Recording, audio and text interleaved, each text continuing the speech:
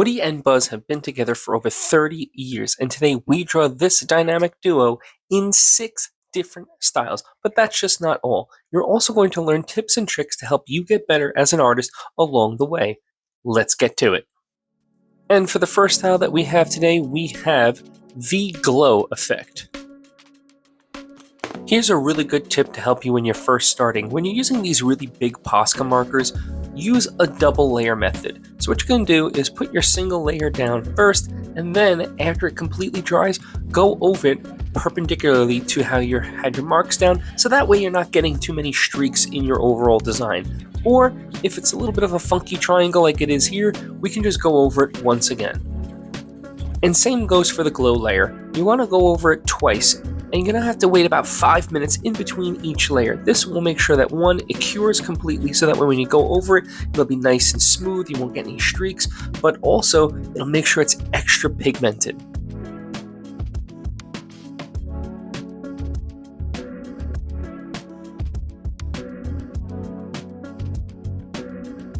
Now, when it comes to the highlights, I will have one thing.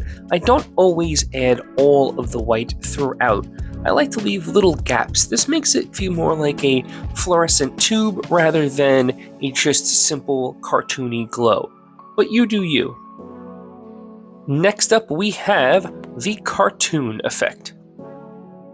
To get the most out of your kneaded eraser, do work softly, gently, and in little circular motions. This will prevent any graphite from streaking and also gently picks up all of the residue that's left behind, so that way you don't get any of the little vinyl bits stuck to the paper. Now, if you're new to paint pens with a brush tip and you're kind of struggling with how to use them, here's a really great beginner tip that's going to help you out. Go nice, long, and smooth throughout. Don't go with little short, herky-jerky little strokes, because if you do, then you're going to get those terrible little overlap streaks and it's just going to look really messy. Another tip that is paramount when using paint pens is to make sure the paint is thoroughly dry before you're adding another layer, as you're seeing here. When I did this base layer, it took me about 5 to 10 minutes to wait for it to dry.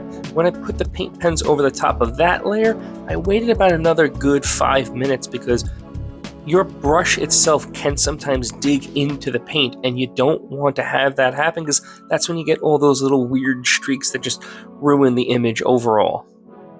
Now I'm going with a really thin outline around the whole thing, because I want it to feel like those early 90s cartoons of Disney, kind of like the Beauty and the Beast and Little Mermaid feel. They didn't really have thick, bold outlines. It was a little bit thinner.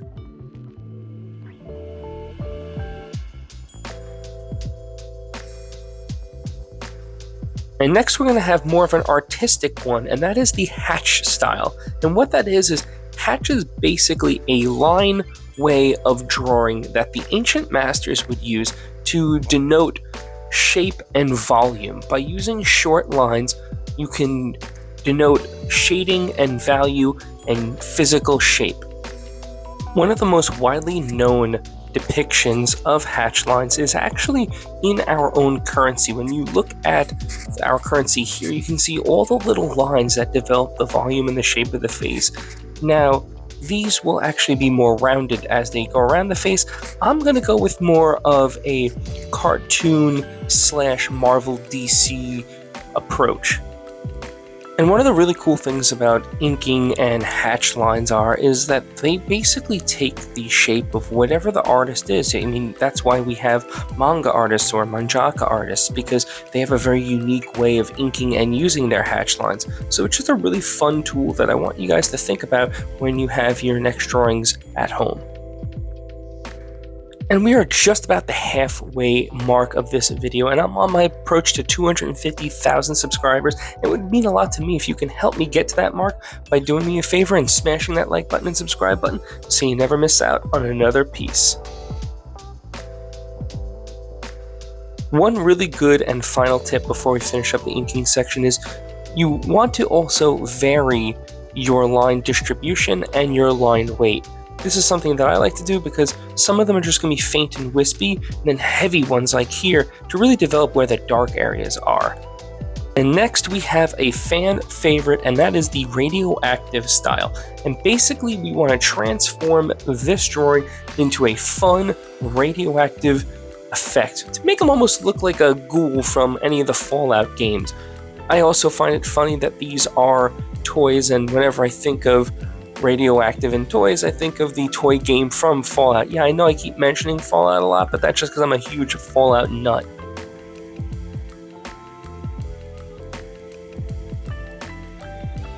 But enough of the Fallout chatter, let's talk about how we actually achieve this design. And essentially what we want to do is start with our darkest green overlaid across all of the darkest line work. That's going to kind of be like our sketch, if you will.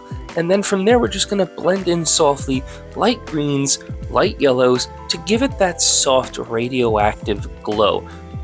I'm going to bring up Fallout for a fourth time in this video, and it'll be the last time, but it's reminiscent of the ghouls from Fallout. You want that soft green hum, if you will. And lastly, we're going to finish off with a little bit of paint pens just to give them that Geiger counter swirl. Those old school Geiger counters that would kind of resonate with like a wavelength beam. It's just a cheesy sci-fi aesthetic, because I won't mention the word that I said I wasn't going to mention. And now with our radioactive side complete, we're going to head on over to another new fan favorite, and that is cotton candy. No, I won't do the Hell of a Boss intro. Sorry to disappoint. Cotton candy! Of course I was going to lie. I'm an artist, not a saint. But all jokes aside, here's how we're going to transform this into what I call the cotton candy effect. And that's basically having fun with color and using traditional cotton candy colors, light purples, fuchsias, some pinks, some light blues, whatever you really want, as long as it's more on the pastel softer side, and just color it in however you want. Here, I'm going to go with more of an impressionistic style, not necessarily cartoon, but not highly rendered.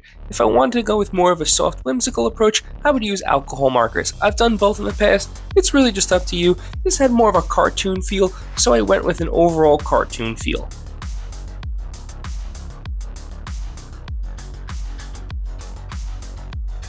And for our last style, we have my style. And there's a reason why I did my style rather than realistic, but let's talk about what my style is. My style is an amalgamation of everything we've kind of done in this video. You're going to see the hatch lines, you're going to see some bright vivid colors in the highlights, and you're going to see lots of dark lines to delineate all the shapes and the values. It's kind of like Impressionism meets comic book in a fun new way. I love being expressive, I love seeing movement, I love seeing color. That's kind of what I want to see here. When we add this dark into the face, I wanted to really exacerbate the worry that is on Woody's face here. So I hope it's kind of going to resonate with all of you, because it's kind of what we've been working towards as we've been working around all the little mini lessons that I've kind of taught to you today. So if you do like everything that you see here, then once again, please do me a favor and hit that like button and subscribe button. But before we end this video, huge thank you to my channel members. It means a lot to me. I really appreciate that you actually take the time to become a member to my channel. So thank you so much for everything. I really appreciate it. Now you're going to notice that I put a little bit of blue in the eyes, and you're like, why did I put blue? Because it's a lot more expressive than just going with a simple gray. It adds that little bit of life. Kind of what we've been talking about throughout this video is just having fun and being expressive with color. And that is just about the time we have for today. Thank you all so much for stopping by. What is your favorite style that you saw me draw today? And if you like this, then YouTube thinks that you'll love the video that's coming out now.